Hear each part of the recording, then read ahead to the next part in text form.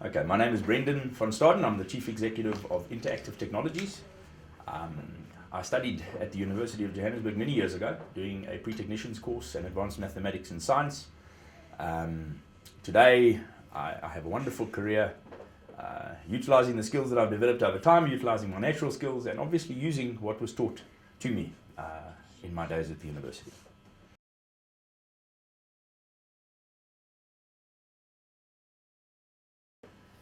Okay, so a typical workday is, I try and plan to the best of my ability. I try and have a diary. Sharon, my assistant, manages my diary for me. I fit in as best I can, but so typically I'll arrive at my desk relatively early at home. I start at home, working early from about 6 o'clock in the morning, catching up on emails, getting through a lot of the stuff that I couldn't manage the day before.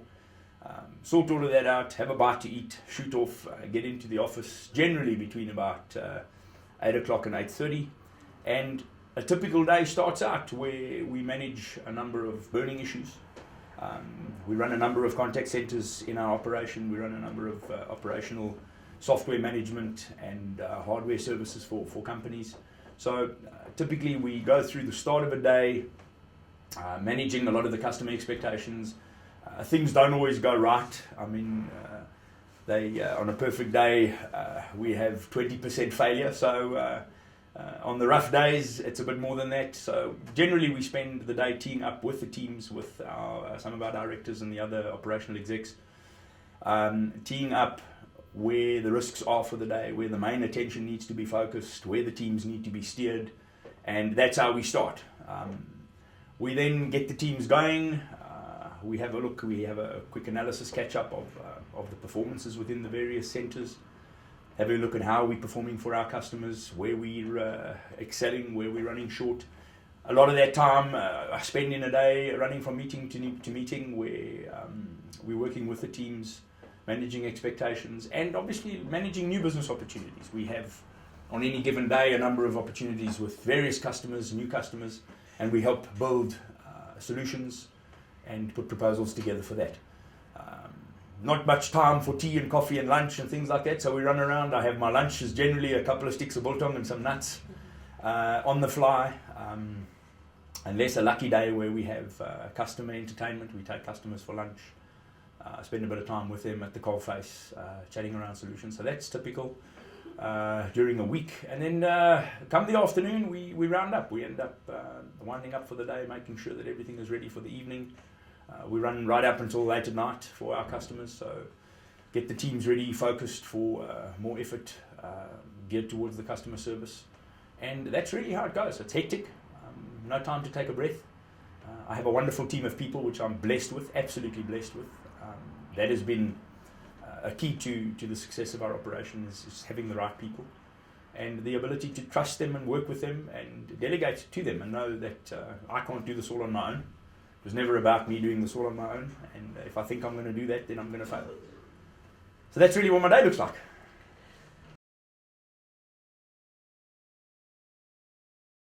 Well, yes, I mean, even before, in my earlier days after school, when I graduated from high school, I was a Rotary Exchange student. I spent a year in Oklahoma. And I'll never forget one of the host families I stayed with, successful families in Oklahoma. And a lot of them had their own businesses. And I remember being invited one day by one of my host fathers to be the executive of their board for the day. And this is just my first year out of school. So I dressed up in my suit, and I have photographs of where I sat in the boardroom of Pogue Grain Company in Chickasha, Oklahoma, farming capital there. So, and I felt comfortable sitting at that table with a board of executives around the table, and they gave me carte blanche to run the board meeting, to start the board meeting. So I felt good, and I knew that one day I would end up running my own business. Didn't realize what it would take, but I knew I'd end up here one day, yes.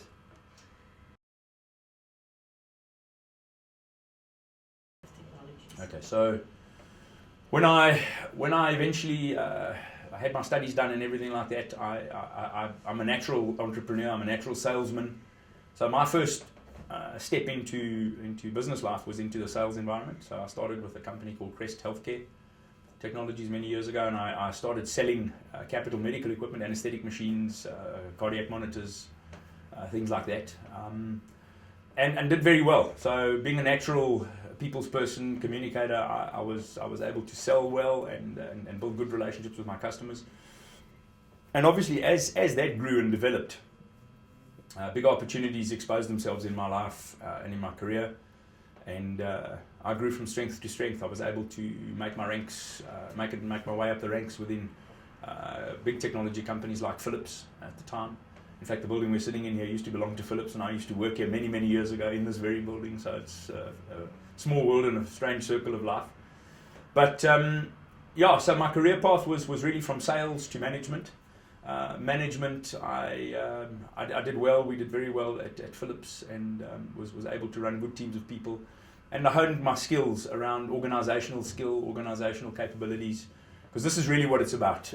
Being an executive in any organization is really not about how clever you are. It's about your ability to gather your troops, to organize well, and to react under pressure. So my career path was very simple. I went from sales to management, and from management, my entrepreneurial heart never rested. I'm restless by nature, and I knew that whilst I was making a lot of money for a lot of other people, there was always something, that restlessness inside of me that pushed me to do this for myself. You know, you're good at this, Brendan. Why don't you do this for yourself? And I've made I've had a few shots.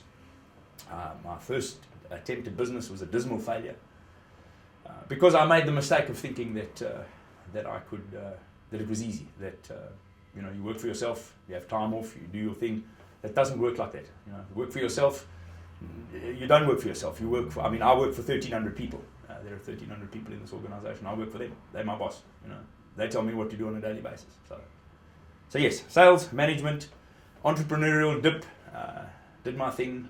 That failed. Had another dip. Did very well. Moved from that into other opportunities and kept exploring until eventually I settled on what I knew was the right formula.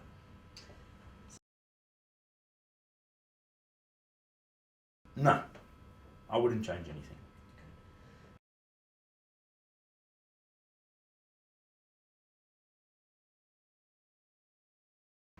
Okay, so my relationship with the university has been relatively young, since my involvement with the alumni, probably about a year or so ago. To date, the involvement that I've had with events and functions and the people that I've met has been very helpful. I have a meeting coming up very soon with a chap I met at a recent function, and it's nice to be able to share business stories, to be able to share business experience with like-minded individuals within the entrepreneurial ambit of our businesses. This particular chap works for a big corporate, and he and I struck it off very well at a recent event.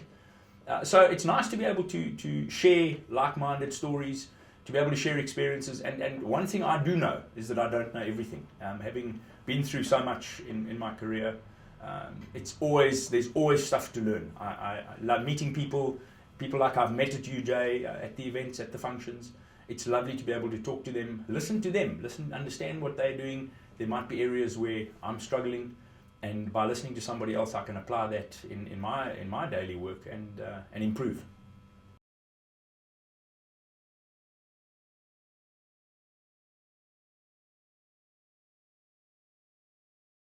So advice is always cheap. So a suggestion from my side would be to just pace yourself, take it easy, dream big, by all means, but try not to attack big at the start.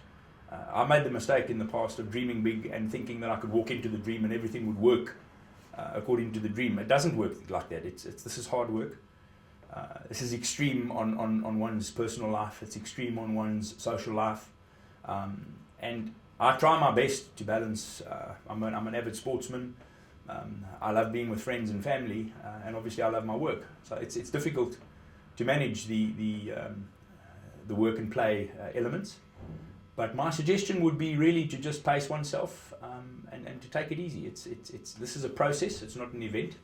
So starting a business, getting involved at every facet and growing it, making decisions. It's not always going to go my way. It's not always going to go your way, the individual's way. understand that your failures are going to come. It's how you manage those, as much as how you manage your successes, I think. But it's important to pace oneself, keep the balance, take a step back. Rome wasn't built in a day.